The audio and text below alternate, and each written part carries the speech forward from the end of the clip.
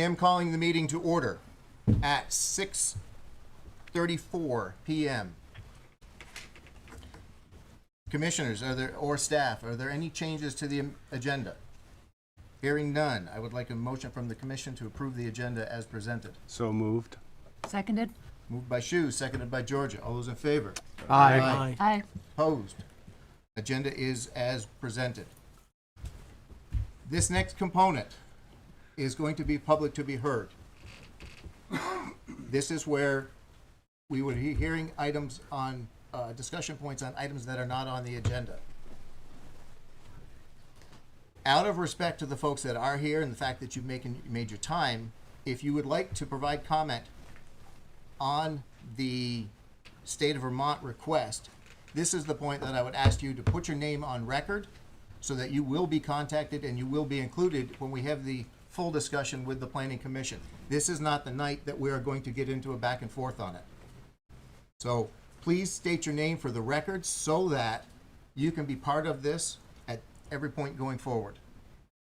So if there's anyone in that vein that would like to be heard, when we discuss this as a discussion with the Planning Commission, this is the time to please raise your hand and let your name be counted for the one at a time. We'll start in this row right here. Ma'am, state your name, please. I'm going to need an address as well in order to be able to get a hold of it. Has everyone signed in? Okay. Then we've got I should have the notes from there. Yeah. Next in this row. Lisa Goodrich, 30 Hillside. Sir? Receiver. Will LeGrand. Allison Levy. You, sir, didn't you want to? Well, I wanted to be public to be heard, which is not what I'm assuming, not what you're talking about. What I'm asking for is names of folks who want to speak on this when we have the discussion. No, I'm not speaking on that, the Okay. topic that you're bringing up. Then another topic. Do you have another topic you want to I have discuss? another topic. Okay, so hold that. We'll get back to you. Okay, I won't forget you. Allison Levy. Max Levy. Anybody else in that row? Keith and Nikki McClymans. Anyone else in that second list? Christine Erickson. Sorry, what topic is it? President. Oh, yeah. 300 yards from all our house, basically. Yeah. The next row, your name? Yeah, Jasmine Whitney. Okay. The row behind? Matt Cohen, Luca Meadows. Yes. Oh, Regina Longo. Okay. Next to Matt. Cheryl Van Apps. Dane Prescott. Okay, next. Ryan Clifford. Yeah, I can't, at this point, you're all down to where I can't see you, so just for the person next to you stated, just state your name out for us then. Julian and Sue Bugetti. Yes. Chris Lundberg. Gabe Manarino. You, sir? Bill Seipel, Hillside Circle. Lynn Smith. Okay. Phil Easton. And are we in the next row yet? Just give me a name, give me a start. Stephanie White. Okay. Hillside Circle. Brad Jackson. Sir? Michelle Jackson. Rustic Road. John Larkin, Saxon Hollow Drive. Okay. I'm not sure if you got me. I don't think so yet. So, Sarah Miller, and just in case if the other person wants to say. okay. Anybody else whose name hasn't been said that wants to be on the record as wanting to speak on this topic when it comes before the Planning Commission? Yes, my wife isn't present, but I would like her to be there as well. Okay? Heather Burnett LeGrand. Okay. And there are some people online who have their hands raised. Okay, so I can't see them, so Catherine, if you can call on them. And the ones. Yeah, I think I can just say their names. So Okay. Rachel Lizotte, although we don't have a contact information. So anybody who is online and Zoom, if you could put your address in the comments or in the chat, I'm sorry, so we can know how to contact you. So your address and your email. So Rachel Lizotte, Kirsten Thompson, Anyone else online, you can raise your hand if you would like to be kept in the loop of next steps. Okay. I don't see We have anybody more else. names. Were you gonna list them all off or no? If you've Only got the people who raise their hand is, The only thing I don't have is I've got John's iPhone, and I don't know who that is. She was just going with people with their hands raised. Oh, I see, sorry. Well, Okay. So folks, this collection of names are the people at this point that we are considering to be interested parties in this discussion. When we have this come before the planning commission as an actual discussion item, as any zoning change request does. Ma'am? Yeah, that wasn't for two people coming forward that last week who don't know about. No, I wanted to acknowledge and respect the folks that came out here. Great. You're gonna hear the presentation just like the planning commission. We will be discussing it at a future meeting. I didn't want you to be left out of that discussion. So, you had an item, sir, that you wanted to speak to us about. And it really just has. Could you give your name for Sharon? 'Cause Yeah, it's David Scopin, 11 Skyline Drive. Okay. And it just has to do with you commissioners. A while back, and I can't remember, it was a year or more, you came to us I'm a representative tonight as the Essex Energy and Climate Committee. Okay. So you would come before us, or you requested us and a Yep. few others to help out, and we kind of dropped the ball. And I realized that we really need to come forward, offer our support and our knowledge, et cetera, because I know that was what you were requesting. So I'm on the agenda for next week. Okay. And what I'm hoping, I'm gonna have a very brief email sent out, and what I'm hoping is that you now know that I'm on the Climate and Energy Committee, and that I'm interested in any questions that you have. I will be giving a short presentation on a couple topics I think are very relevant, especially in view of recent flooding, et cetera, and others. So if there's any questions you have for me, I'll send out my email, and it's real easy to remember to do that at email@gmail.com. But it's hard to forget. Go through the staff and they'll make sure we get it all. Great. Yep, we've And already been in so- touch. And what I'm hoping is then have a dialogue with you all, so if you can offer up any concerns you have, any questions you have, I will certainly, and I'll make sure it's simple, straightforward, it's not gonna be technical over our heads. But I welcome starting a dialogue. Thank So you. Hopefully, That's an initiative that we tried to get started for the last few years, and I Yes. very much appreciate you coming forward. yes, and I'm sorry it took us so long, but our committee's behind it 100%. They'll have me out here 2 weeks from now. Thank you very much for your time. Excellent, thank you. Thank you. And I've got a birthday party. Okay, so the next item on the agenda is a site plan public hearing. This Franklin South LLC is requesting a Wait. site plan review. oh, do we have other public to be? Oh, I'm sorry, yes. For items not on the agenda, I just want to state my want, Dave, being a past, member of the planning commission. I won't go into statutes and all that, not to be boring. My only ask is that I would like the planning commission to please consider general performance and maintenance standards for our R2 development. There are all 100 home subdivision representatives here from our subdivision. We'd like you to regulate and control the generation and flow of traffic so as to prevent hazardous conditions, traffic congestion, excessive noise in the streets. We want smart growth standards that are built into the R2 regulations that better support livability, since it is an R2 zoned area, and it has been since the 60s and 70s. When IBMers were here, and all our homes, we've all put at least 100 grand in our homes to update. We expect the services and the maintenance that we already pay for to be a given. The hazardous conditions that I would like prohibited in the zoning regulations are no land or structure in our district shall be used or occupied in any manner so as to cause hazardous or objectionable conditions, including but not limited to dangerous, injurious, noxious fumes from those semis, or objectionable biohazards, fire, explosives, or to create any noise, trucks, vibration, trucks, smoke, dust, trucks, odor, trucks, air pollution, trucks. I can make a song out of this.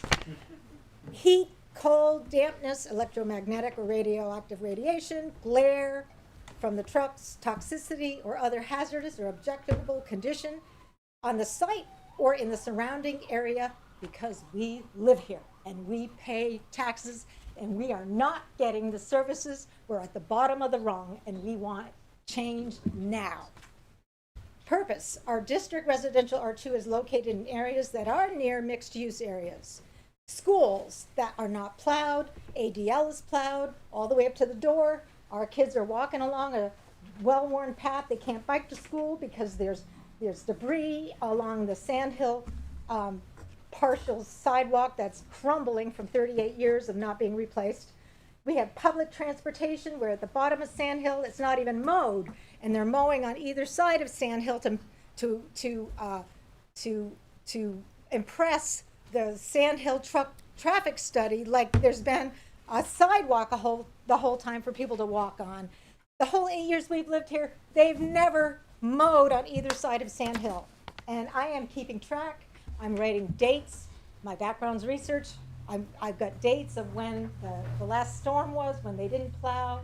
Our school that our kids bike and walk to and we drive to, they have to walk. They can't even walk along the sidewalk, and ADL gets all their stuff plowed. We are paying for that now. We need to demand it. My last thing is, we need our land around us and our environment to not be detrimental to the health, safety, and public welfare and our interests. And we will make sure that you listen to our interests. Criterion 5, Transportation, VSA 6086. Thank you very much. Patty, will you be able to submit that to staff? Patty, I just read it. Okay. Thank you. I'll just give you. Okay. Is there anyone else that would like to offer comment? Hearing none, we will now move on to item 5 on the agenda, which is the site plan public hearing. Franklin South LLC is requesting a site plan review of a proposed 50 by 60 foot commercial building. The property is located at 108 Colchester Road. Staff, would like to present this to us? Yep, sure. So the site previously had a residential dwelling unit on it. The applicant's proposing a new commercial building. Of course. That's for Chance. Okay. So the applicant's proposing a commercial building on the site. The only thing that really I'd like to bring to the Planning Commission's attention for it is, based on the size of the building, it would require significantly more parking than what the applicant's proposing. The site would require 30 parking spaces, 2 of which would be accessible parking spaces, and the applicant is proposing 4 parking spaces, which would not be, and for having the site not available for the public to visit. The building is proposed to have 2 units that would both be used by individual businesses, each having 1 employee, with the intention that this would just be basically a workshop space, not open to the public, is my understanding. So the applicant has provided a rationale for their decision for parking that I've provided. I copied it into line 93 in my staff report. I wanted to provide this for you. I don't, this is very far outside of what the regulations would suggest for parking for this site, and it does, it is a unique situation. The regulations do allow for the Planning Commission to have discretion over the amount of parking provided. So I wanted to provide that information to you with what the applicant is requesting, and leave it up to your judgment whether you think that that's an appropriate way of dealing with the property parking for this site. Besides that, the property seemed to meet the other application requirements. Commissioners, do you have any questions for staff at this stage? John, will you be presenting? Good evening. So I believe Ken has covered most of the issues here. We, in addition to those comments, we have secured a highway access permit from V-Trans and a water and wastewater permit from A&R. Otherwise, of course, the variance that we secured prior to this hearing, so I think that pretty well covers everything that I really could speak to at this time. But again, it's a 3,000 square foot building for two businesses, not open to the public, and that is the primary reason why we have such limited parking. And it's not going to be something where large delivery trucks are accessing the property. So this is these spaces are primarily for the small number of people that will be using that building.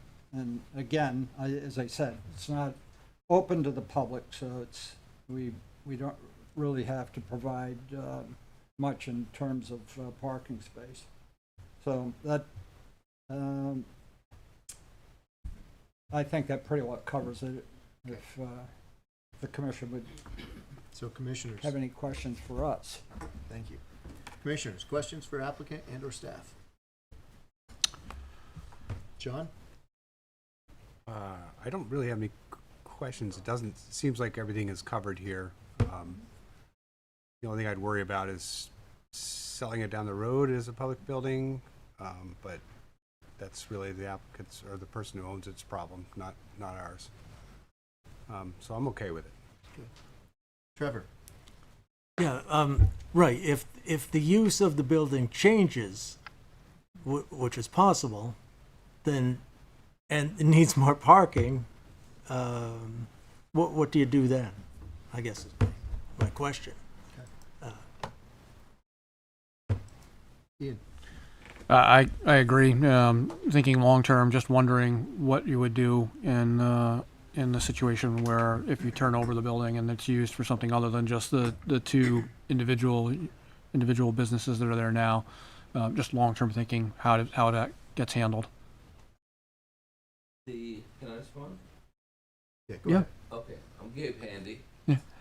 The shape of the building being for 1,500 square feet each time, it's limited. Mr. Handy, if I apologize, I have to interrupt. Yeah. I didn't swear anybody in. So if you're gonna be speaking on this application, do you swear to tell the whole truth or the truth to the best of your abilities? Yes. I did. Thank you. Pardon my interruption. Sorry. So the limitation is based on the 1,500 square feet of each of the unit. Presently, my glass guy who takes care of my glass in all my apartment buildings, install all my doors and that, he's gonna take half of it. All he's gonna do is put his service truck inside and some of his repairs equipment, tools and that. There's no delivery coming there. He basically gets the phone call, he goes out and service. The other side, it's iffy now because I don't know, it's been so long. We were supposed to be, this building should have been built back and done in July, but we missed a couple meetings accidentally, so. So what's happening now, he's an appliance repair. And he also services all my apartments. We have over 600 units. So he not sure. It's like 50-50. I just want to be honest and say that. So, but if it doesn't work, it'll be another small service. Doesn't require people coming in or being on site. And that's the reason we have only 4 parking spaces. There's no need to pave in areas when you don't need. It's not going to be nude. So to the question of the potential of the building having a different use in the future. I'm sure Gabe would have to be back before this board to present information, but the reality is there's very little space available to increase parking. Behind the building to the west side, we have a leach field, so we obviously can't park in there. Extending maybe 1 or 2 spaces further west puts us very close to the steep embankment that goes down the Indian Brook. So really, the area is limited by the amount of space available for parking. So the actual building use, if it changes, is going to be restricted accordingly. George? Oh, I'm would just echo what everybody else has said. 7. I saw the plan on the zoning commission, so all my questions were answered. I guess I'm gonna come down a little bit harder on the parking and the future development, future reuse and so forth. Once something is in place as a commercial use, and unless we have really very strict conditions, if another conditional or another use, permitted use comes in the door that's permitted in that area, it won't necessarily come back to us. So I gotta say that I think it's not future planning enough. I think I'm very concerned about the egress of any sort of commercial activity. You mentioned glass. Is this gentleman, where's he getting his glass? Is he going and getting it for each job? Does he stock any? I don't need an answer for that. I'm just looking ahead. A use today doesn't mean it's a use tomorrow. And we see that repeatedly in, commercial sites. So I personally am very concerned about the egress onto Colchester Road. If there does happen to be a larger vehicle that needs to deliver something, even though you're not anticipating delivery now, but you've even said you're not 100% sure that second tenant is there. So I'm very concerned about that arrangement. That's really, in my opinion, that's parking for a residential space, not parking for a commercial space. So maybe I'm overly concerned about it, but I think it's a very sensitive area. I know we put your neighbor just on the other side through quite a review when he came before us for an expanded area with additional access and so forth. Sharon? Just a reminder that any new use, John is right, if, depending on what the proposal is, may need a site plan amendment. However, if it was a use that required no additional traffic, we would still require an AOT sign-off on that use, and maybe that's a condition you want to create for this, that any administrative approval shall require AOT. It's one of those things, though. Once the building is built, it's built. Well, right, but each. Yeah. So I mean, Mr. Handy, did you want to? Yeah. Like I said, I'll go back to the limitation of the size of the building and our septic system based on 2 employees. Correct. Yeah, 2 employees. That's all we allowed to have septic. So that's the limitation that's going to protect from having more traffic, more cars parked, and you're concerned about in and out. So if you, I own the one down the street, 181. You have, I don't think you have 2-3 vehicles a day going in there. Mm-hmm. And I own the other one on 284 Colchester Road. Hardly any cars go in there. It's my warehouse. I put myself. So whatever I do, I make sure it's a low key, and I do it because I also protect me. I wouldn't want any liabilities. Yeah. So I just want you to put your concern at ease because I wouldn't do anything to jeopardize. It's okay. And again, my real concern is, for me, it's not this use. We're not even looking at a use right now. We are looking at the site plan. Yeah. And I'm looking at the site plan, what it might be in 10 years, in 15 years. And that's where my concerns are. Is this the right layout for any commercial, any commercial use on this site. And I understand that you got the variance for the road, no question on that. So that's just my thought. Staff, any additional, not staff, commissioners, any additional questions at this point? Ken? I would just add that I've added a condition number 13. I don't know if you had a chance to see it already.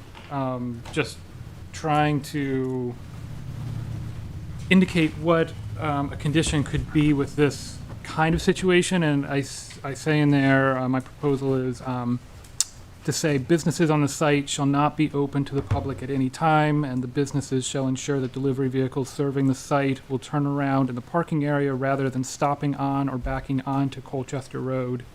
And I tried to phrase that how I thought the applicant was intending to use the property, so it would be in alignment for them, and if somebody else was using that site in the future, it would give them a clear guidance on what they were allowed to do.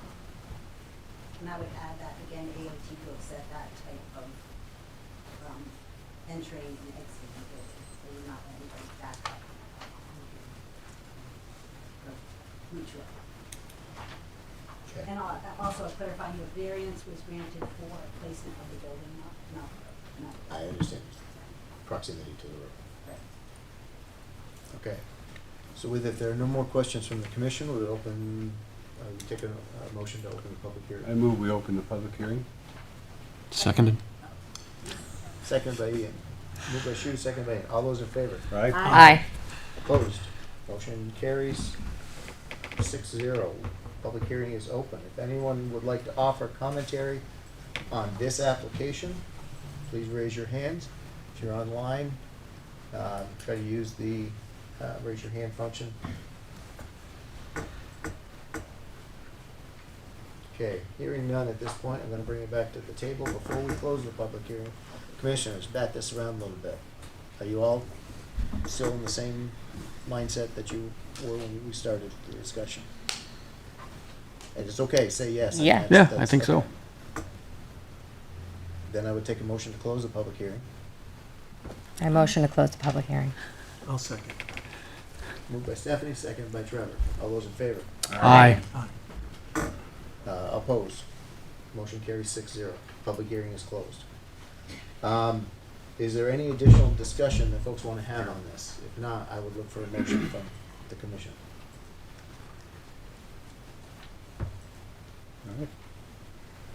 I'd look for a motion. I'm not I- hearing- I move we approve the site plan, public hearing for Franklin South LLC. It's requesting a site plan review of the proposed 50 by 60 commercial building. Property is located at 108 Colchester Road, located in the mixed-use development district. Staff report as written. Do we have a second? A second. Moved by Shu, seconded by Georgia. Any additional discussion? All those in favor signify by saying aye. Aye. All right? Opposed? Nay. Motion carries 5-1. Thank you. Good job. Thank you. Good night. Okay, the next item on the agenda is a presentation by the state of Vermont. How many do we have for doing the presentation? Three? Why don't you come up and use these chairs here? Gotta move the microphone. And I would ask that we have respect from the gallery. And we can grab, Yeah. see if we can Get a grab. chair. the mic. Just- Bring a just- chair over. Just slide a chair over for the mic. Yeah, that'll work. And if we have disrespectful outbursts, we will stop and we will clear the room and we will continue this. And the public can observe electronically. Not right now. Yes, go ahead. I thought they were asking to sit over there. It would be really helpful if they did. The microphones are where they are. Oh, okay. It's the way the room is tends to be set up. It's not in the foyer. Okay. No. Nothing to be clarified at this point. At this stage, I'd like you to introduce yourselves and you have the opportunity to give the presentation to the planning commission. And then we will have, if there's a need for any clarifying questions from the commission, we'll ask them, and then we will work with staff to set a date to do the full deliberation. Sign down, please. Thank you. Please, you have the floor. Thank you, sir. My name is Dave DiBiase. I'm the Deputy Commissioner for the Department of Buildings and General Services. I'm gathered here with a couple friends from DOC and project manager from BGS, and she'll give the presentations after this opening remarks. BGS is here. We do all state buildings for state agencies and departments. We are the buildings people. We have about 360 facilities across the state of Vermont. Anything from general office space, state police barracks, forensic labs, correctional facilities, and everything in between. So our mission is to support our agencies and departments, such as Department of Corrections, in their vision for what they need to operate and whatever missions that they have to do. So we're here today to talk about the facility that's currently operated in South Burlington and the need to replace that facility. That process started about 10 years ago on a variety of levels, both from the programmatic side, that's not meeting the needs of Department of Corrections, as well as the building itself is falling apart, to be completely fair. It costs the state around $3 million a year right now to maintain that facility. So over the last 10 years, a lot of research, understanding of what was needed, what types of programming, what types of facilities, and we're still ongoing in that process. So we're here very early today in that process to try to start having some conversation, as Essex has been decided to be one of the key communities to look at that in. So we've otherwise have a facility in Essex now, which is the River Valley Therapeutic Residence. We see that as a great model for what we're trying to accomplish in the style of building and the environment that we're looking to build. Other than that, we're here to listen, be good community partners, listen to the community as a whole. We understand there's lots of people here today, not mostly to see us, I do believe, and we want to hear what people have to say. We're not coming in to just say, hey, we're here, you have to do what we say. That's not what we do. So we thank you guys for your time and consideration and look forward to being a team to try to get this to a place that is comfortable for everybody.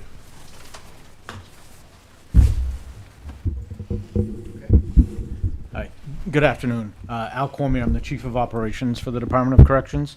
I think Dave covered the rationale for us being here. Happy to answer any questions as Sabrina presents the slide deck here momentarily, and turn it to her.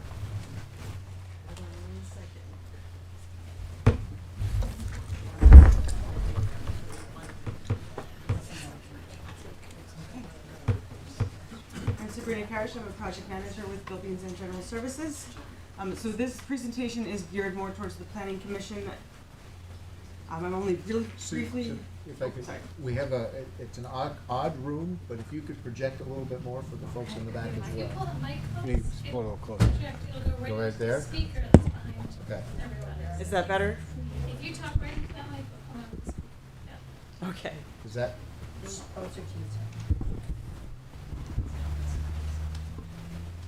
how's that? Try speaking a little bit. Introduce yourself again. I'm Sabrina Karish. I'm a project manager with Buildings and General Services. You guys hearing it back? Okay. Okay. So this presentation is geared more towards the Planning Commission and the public. I'm only very briefly going to discuss the why and how, and then we're going to go over our site search, talk about each site, and some building specific. So this is our existing facility. It was built in the 70s as a short-term stay facility. It doesn't have the appropriate type of specialty beds and living space needed for the current population. We don't have enough programming space or space for vocational training. It's built very much like a traditional correctional facility. It lacks natural light, bars on the windows, razor wire, metal beds. The women cannot even climb to the top bunk. It's a hard, loud environment, and it's not very trauma-informed.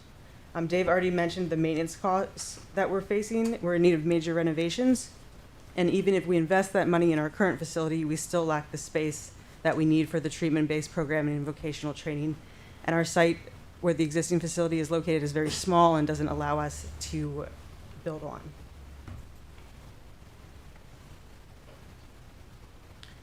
So our vision is to create a new facility that enhances individuals' well-being through evidence-based design.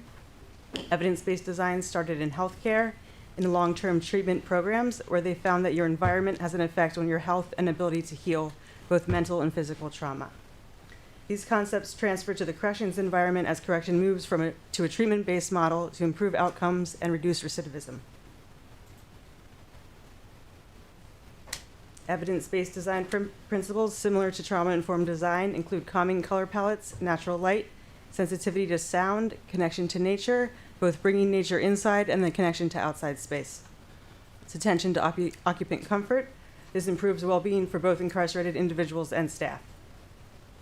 We achieve these principles in the corrections environment by breaking up space into different zones, a variety and layering of materials and textures, dampening sound, attention to natural and artificial lighting, and we provide the ability to personalize space, choosing different types of seating, moving seating around, or going to a different space. Here's another example of what a facility can look like using these design principles. This is in Nashville, Tennessee. You can see the carpet and upholstered furniture helps with sound and occupant comfort. They have access to outside space. There's lots of natural light. They're bringing nature inside, both with artwork and natural finishes. It's a very different environment than the images of ZRCF that I showed previously.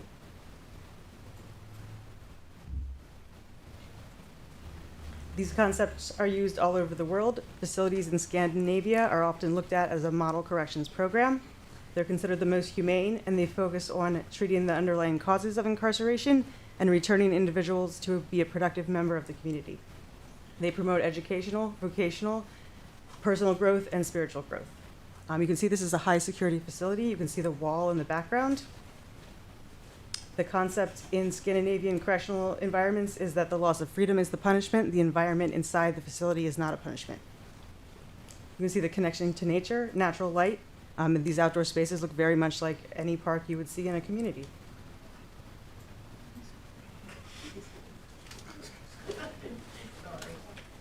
This is the main reentry program. This is a facility and program that we're basing our reentry model on. Oops. It has 112 beds. They've had a reentry program for about 10 years before they built this facility in Maine. You can see from the interior shot, it's very collegiate dorm-like.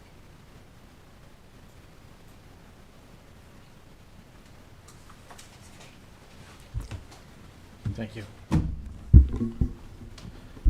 So our site criteria when we were looking for sites and we started this project, as Deputy Commissioner DiBiase mentioned almost 10 years ago, is looking to preserve the partnerships we have with our community organizations. We have a lot of volunteer organizations, stakeholder groups in the Chittenden. Mic a little bit closer to folks in the background. We have a lot of partnerships with our community partners in the Chittenden County area, stakeholders that provide services inside our current facility, and we're hoping to preserve those critical relationships, maintaining a location within Chittenden County. Continued the employment opportunities with our newly created reentry program, looking for areas that are looking for hiring, vocational training, and so forth, to provide that to the women that are in our facilities.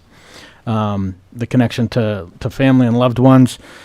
Our population, we have one women's facility. We have 6 facilities total, 1 women's facility in the entire state of Vermont. So that population comes from all over, and trying to centralize that while remaining in Chittenden County for those programmatic needs. Public transportation is another area that we're focused on. Many of the sites that we looked at previously did not provide the public transportation that was needed. And we want to limit the burden of the relocation for our current staff. We have approximately 100 staff employed in our facility now, and again, trying to remain in the Chittenden County area to maintain those staffing levels is important for us as well. You can see it in the map listed on the screen there, where the majority of our population, our staffing population, where they reside. We have a few staff in the New York area. Most of them, those you'll see, are the Chittenden County and Franklin County areas.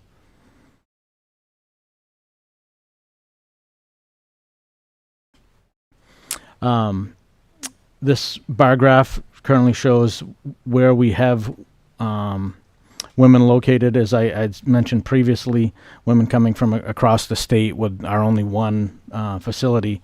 You'll see on this chart where the majority of those crimes are coming from and where those women will be returning to upon release from our facilities.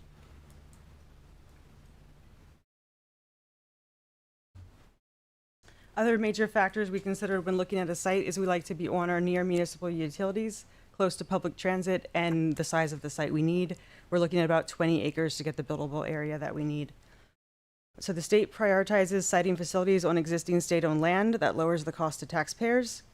We started with a list of over 400 state-owned sites. That was whittled down to 140 just based on the size. We also worked with a real estate consultant and conducted a comprehensive public search for private land. We ended up with about 25 privately owned sites. Of those sites we received, only 2 of them were in or near Chittenden County. One of those sites also happened to be in Essex, and another one was in Williston, which we did vet. So of those 165 sites that we looked at, we narrowed it down to 4 sites. These sites are not numbered in any significant order. It's just top to bottom on the page. Site 3 was the only privately owned site that we looked at. That was eliminated because the buildable area was odd shaped and it was too small for our facility due to wetlands, and it also had a high purchase price. Site 4 is existing state-owned land in Virgins. That was outside of our ideal area, and it was a better location for another state facility, which you will also see in the news. So, the 2 other sites we looked at both happened to be in Essex. We were not targeting Essex specifically. It just so happens that's where the state-owned land that fit our criteria.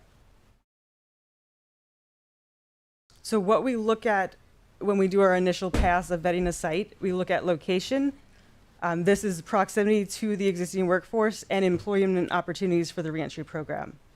Site area, we look at zoning. Most towns and cities do not have specific zoning for corrections. Essex happens to have existing zoning for corrections because we do have an existing facility here.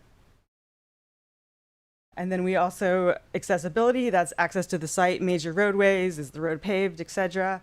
Number 4 is wetlands. Is it a wet site? Are there wetlands? Are we going to have moisture problems in the building? Site 5, elevation, contours, and slope. That is more about cut and fill that plays into our site development costs. Environmental impact, we look at endangered species of plants and animals, as well as wildlife habitat and corridors.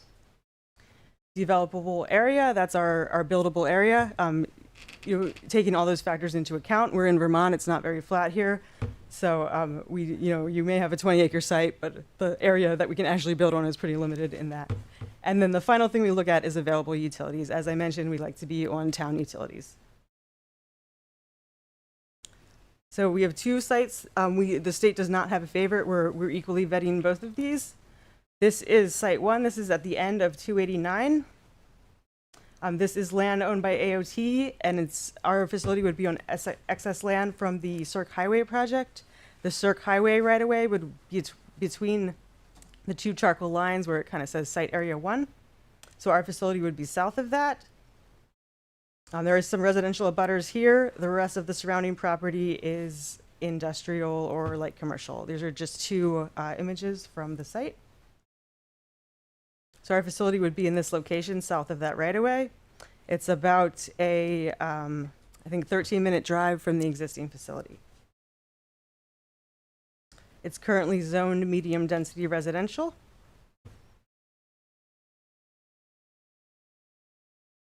And this is our overall evaluation, kind of ranking those site factors that I spoke of previously.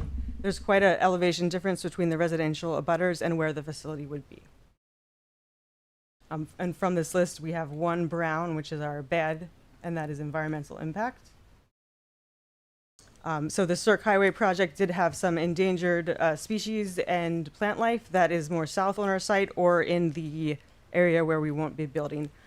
It is a wildlife habitat and corridor, but our facility would not be completely cutting off that access. This is location of utilities. I'll discuss later our use numbers and things like that, but we felt that utilities were close enough that the state would feel comfortable bringing them to the site. Access and public transportation. The yellow is the bus route, so there is bus service to the site. The pink arrows indicate possible access to the site, and we have many different choices on this site. Site 2 is off of River Road within eyesight of the North Williston Road intersection. there are residential property, there we go, residential properties along the bottom of the site. Once again, there's a large grade difference between those residential properties and where the facility would be located at the top of the site. This is a 17-minute drive from the existing facility. And the facility would be located in industrial zoning on this site. This is our overall evaluation. Not too much green on this one, but we didn't end up with a lot of choices, so we think we can make it work.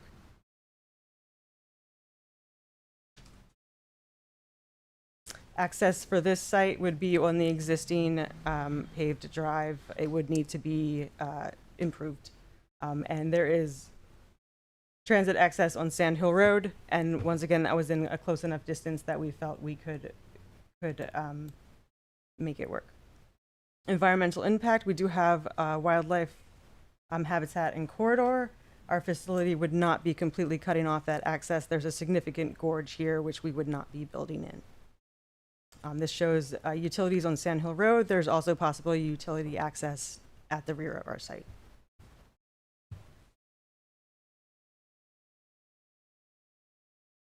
So where we are in this process is we've done programming for the facility, and we have a conceptual space diagram, which gives us an idea of the land that we need. These are just preliminary numbers that we're using for planning this facility.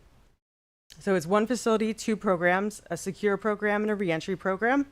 We're at a total of about 112 square feet. 9,000 of that is the reentry program. So we're at the point where we need to invest time and resources, i.e. taxpayer money to move to our next steps.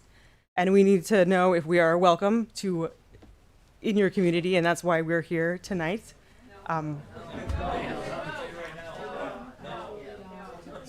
Hang on, folks.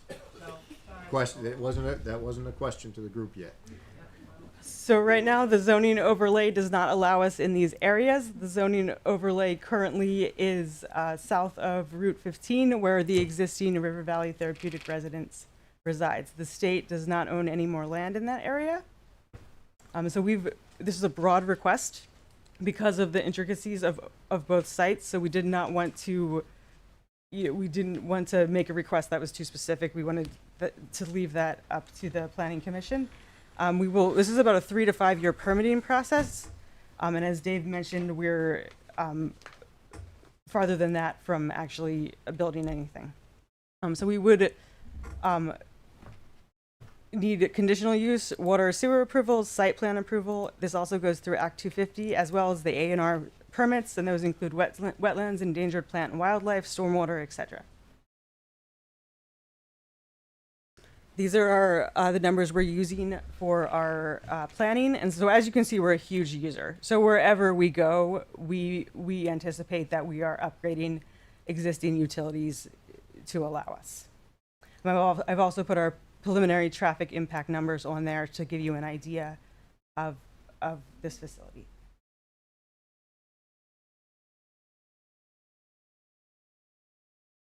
We've already gotten a lot of questions about sewer core, so I've highlighted the two sites on the sewer core map.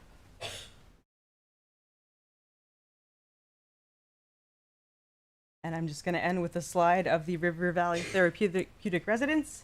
This is another secure facility that's already in your community using the evidence-based design principles. And this is south of Route 15, right across from Ethan Allen Park, where Woodside used to be located. And it's been open for a little over a year. Thank you. As I stated at the beginning, this is not going to be the Q&A session yet. I want the Planning Commission to have time to look at this so that we can have an informed discussion from our side to your side, and opportunities for the public to be able to engage as well. With that, commissioners or staff, is there anything that you feel we need to ask to clarify this in order to get this in? This slideshow, is that going to be available for the public to look at? And where do they find it? So we will, and it is with Catherine, so I assume it will go to all of you. And we will have a website up in hopefully the next week where the public can go, and we will have all the information we have there, fact sheets, things like that. Okay. And we also are planning In addition to the planning commission public hearings, we will also do some town hall style meetings for the public. Thank you. We can put the presentation up on the planning commission page as Okay. well. That might Anything from you guys at this stage that you want to?